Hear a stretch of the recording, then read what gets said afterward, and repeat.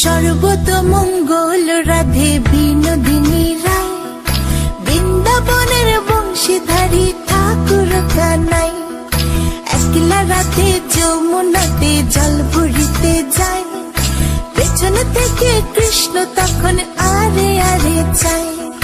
জল ভর রাধে ও গোয়ালের ঝি, কলস আমার পূর্ণ করো রাধে বিনোদী।